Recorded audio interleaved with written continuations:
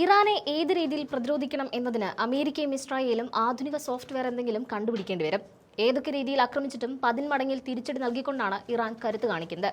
Operation true promise four എന്ന സൈനിക നീക്കത്തിന്റെ ഭാഗമായി 63, 64, 65 തരംഗങ്ങളിൽ ഇറാൻ ഇപ്പോൾ ആക്രമണം നടത്തിക്കൊണ്ടിരിക്കുകയാണ്. ഇസ്രായേലിന്റെ തന്ത്രപ്രധാനമായ നഗരങ്ങൾക്കും മേഖലയിലെ അമേരിക്കൻ സൈനിക താവളങ്ങൾക്കും നേരെ മിസൈലുകൾ തൊടുത്തുവിട്ടുകൊണ്ട് ഇറാൻ കടുത്ത ആക്രമണമാണ് അഴിച്ചുവിട്ടിരിക്കുന്നത്. കൊല്ലപ്പെട്ട ഹിസ്ബുള്ള നേതാവിന്റെ സ്മരണാർത്ഥം നസറള്ള എന്ന് പേരിട്ടിരിക്കുന്ന അത്യാധുനിക ബാലിസ്റ്റിക് മിസൈലുകളാണ് ആക്രമണങ്ങൾക്ക് വേണ്ടി ഇറാൻ പ്രധാനമായും ഇപ്പോൾ ഉപയോഗിക്കുന്നത്. കഴിഞ്ഞ ദിവസങ്ങളിൽ ഇറാന്റെ ബുഷേർ ആണവ നിലയത്തിന് നേരെ ഉണ്ടായ പ്രകോപനത്തിനുള്ള മറുപടിയായാണ് ഈ സൈനിക നീക്കം നടത്തിയതെന്നാണ് ഇറാൻ പറയുന്നത്. ഇറാൻ വികസിപ്പിച്ചെടുത്തതിൽ തന്നെ അത്യാധുനികവും ഏറ്റവും പ്രഹരശേഷി കൂടിയതുമായ മിസൈലുകളാണ് നസറള്ള എന്നാണ് പറയപ്പെടുന്നത്. മുൻപ് ഉപയോഗിച്ചിരുന്ന സിസ്റ്റങ്ങളെക്കാൾ കൂടുതൽ പ്രഹരശേഷിയും സാങ്കേതിക തികവും ഇവയ്ക്കുണ്ടെന്നാണ് ഇറാൻ അവകാശപ്പെടുന്നത്. നിശ്ചിത ലക്ഷ്യസ്ഥാനങ്ങളിൽ അതീവ കൃത്യതയോടെ പതിക്കാനുള്ള ശേഷിയാണ് ഈ മിസൈലുകളുടെ ഏറ്റവും വലിയ പ്രത്യേകത. ഹൈഫയിലെയും റിഷോൺ ലിയോണിലെയും ഓയിൽ റിഫൈനറികൾ, സൈനിക താവളങ്ങൾ എന്നിവ കൃത്യമായി തകർക്കാൻ ഇറാൻ ഈ മിസൈലുകളാണ് ഉപയോഗപ്പെടുത്തിയെന്നാണ് റിപ്പോർട്ടുകൾ സൂചിപ്പിക്കുന്നത്.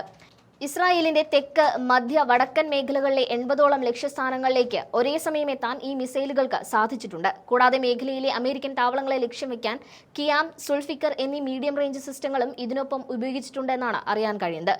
ഇതിനു പുറമെ ഒരേ മിസൈലിൽ തന്നെ ഒന്നിലധികം യുദ്ധമുറകൾ ഘടിപ്പിക്കാൻ കഴിയുന്ന മൾട്ടി വാർഹെഡ് സിസ്റ്റം ഈ മിസൈലുകളുടെ മറ്റൊരു പ്രത്യേകതയാണ്. ഇറാൻ റവല്യൂഷണറി ഗാർഡ് കോർപ്സ് പുറത്തുവിട്ട ഔദ്യോഗിക വിവരങ്ങൾ പ്രകാരം ഇസ്രായേലിന്റെ സാമ്പത്തിക, സൈനിക നട്ടെല്ല് ലക്ഷ്യം വെച്ചുള്ള ആക്രമണങ്ങളാണ് ഇപ്പോൾ നടക്കുന്നത്. ഹൈഫ, അഷ്ദോദ തുടങ്ങിയ വ്യാവസായിക നഗരങ്ങളിലെ ഓയിൽ റിഫൈനറികൾ ഇറാന്റെ മിസൈൽ പ്രഹരത്തിൽ തകർന്നുവെന്ന് ഇറാൻ അവകാശപ്പെടുന്നുണ്ട്. ഹൈഫയിലെയും റിഷോൺ ലിയോണിലെയും സൈനിക കേന്ദ്രങ്ങൾ, ട്രൂപ്പ് അസംബ്ലി പോയിന്റുകൾ എന്നിവിടങ്ങളിൽ കൃത്യമായി പതിക്കുന്ന ഗൈഡഡ് മിസൈലുകൾ ഇറാൻ പ്രയോഗിച്ചതായുള്ള റിപ്പോർട്ടുകൾ പുറത്തു വന്നിട്ടുണ്ട്. ഇതിനായി മൾട്ടി വാർഹെഡ് മിസൈലുകളും കാമിക്കാസി ഡ്രോണുകളും ഉപയോഗിച്ചതായാണ് വാർത്തകൾ വരുന്നത്. ഇസ്രായേലിന് പുറമെ മേഖലയിലെ അമേരിക്കൻ സൈനിക താവളങ്ങൾക്ക് നേരെയും ഇറാൻ ആക്രമണം വ്യാപിപ്പിച്ചിട്ടുണ്ട്.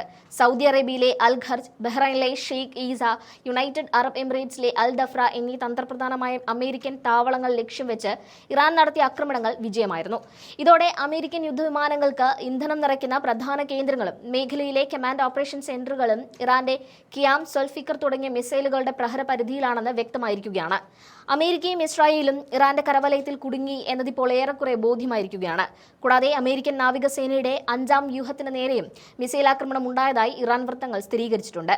ഇറാന്റെ മിസൈൽ വർഷത്തെ തുടർന്ന് ഇസ്രായേലിലെ സാധാരണ ജനജീവിതം വലിയ തോതിൽ തടസ്സപ്പെട്ടിരിക്കുകയാണ്. ടെല്ലവീവ് ഉൾപ്പെടെയുള്ള പ്രധാന നഗരങ്ങളിൽ ലക്ഷക്കണക്കിന് ആളുകൾ ബോംബ് ഷെൽട്ടറുകളിൽ അഭയം തേടിയിരിക്കുകയാണ്. യാ സെഹ്റ എന്ന കോഡ് നാമത്തിൽ പുലർച്ചെ ആരംഭിച്ച ആക്രമണത്തിൽ ബെൻ ഗുറിയൻ വിമാനത്താവള പരിസരം, രാംല, റിഷോൺ ലിയോൺ തുടങ്ങിയ നഗരങ്ങളിലെ 80ഓളം കേന്ദ്രങ്ങളിൽ മിസൈലുകൾ പതിച്ചു. ഇസ്രായേലിന്റെ വ്യോമ പ്രതിരോധ സംവിധാനങ്ങളെ മറികടന്നുകൊണ്ടാണ് പലയിടങ്ങളിലും മിസൈലുകളും ഡ്രോണുകളും ലക്ഷ്യസ്ഥാനത്തെത്തിയത്. ബുഷർ ആണവ നിലയത്തിന് നേരെ ഇസ്രായേൽ നടത്തിയ ആക്രമണത്തിന് പിന്നാലെയാണ് ഇറാൻ ഇത്രയും വലിയ തോതിലുള്ള പ്രത്യാക്രമണത്തിന് മുതിർന്നത്. അമേരിക്കയുടെയും ഇസ്രായേലിന്റെയും സൈനിക നീക്കങ്ങൾക്കുള്ള കൃത്യമായ താക്കീതാണ് ഈ ആക്രമണമെന്ന് ഇറാൻ സൈനിക വക്താക്കൾ അറിയിച്ചു. വെറുമൊരു പ്രതികരണമല്ലെന്നും ശത്രുപക്ഷത്തിന് താങ്ങാനാവാത്ത സാമ്പത്തിക, സൈനിക നഷ്ടങ്ങൾ വരുത്തി തീർക്കുകയാണ് തങ്ങളുടെ ലക്ഷ്യമെന്നും ഇറാൻ വ്യക്തമാക്കി. ഇറാൻ റവല്യൂഷണറി ഗാർഡ് പുറത്തുവിട്ട വിവരങ്ങൾ പ്രകാരം പിൻപോയിന്റ് ഗൈഡഡ് മിസൈലുകളും മൾട്ടി വാർഹെഡ് മിസൈലുകളും കാമിക്കാസി ഡ്രോണുകളും ഉപയോഗിച്ച് ഇസ്രായേലിന്റെ തെക്ക്, മധ്യവടക്കൻ മേഖലകളായി 80ഓളം തന്ത്രപ്രധാന കേന്ദ്രങ്ങളെയാണ് ഇറാൻ ആക്രമിച്ചത്. ഇതിൽ ഇസ്രായേലിന്റെ സൈനിക പ്രവർത്തനങ്ങൾക്ക് പിന്തുണ നൽകുന്ന ലോജിസ്റ്റിക് കേന്ദ്രങ്ങളും ഉൾപ്പെട്ടിട്ടുണ്ട്. ഹൈഫയിലെ റിഫൈനറികൾക്ക് നേരെയുണ്ടായ പ്രഹരം ഇസ്രായേലിന്റെ വ്യോമസേനയുടെയും കരസേനയുടെയും ഇന്ധനാവശ്യങ്ങളെ ബാധിക്കാൻ സാധ്യതയുണ്ട്. അമേരിക്കൻ താവളമായ അൽ ദഫ്രയിൽ വിപുലമായ വ്യോമസേനാ സാന്നിധ്യം ഉണ്ടെന്നിരിക്കെ അവിടേക്ക് മിസൈലുകൾ എത്തിയത് ഗൗരവകരമായ സുരക്ഷാ വീഴ്ചയായാണ് അമേരിക്കൻ സൈനിക വൃത്തങ്ങൾ കാണുന്നത്.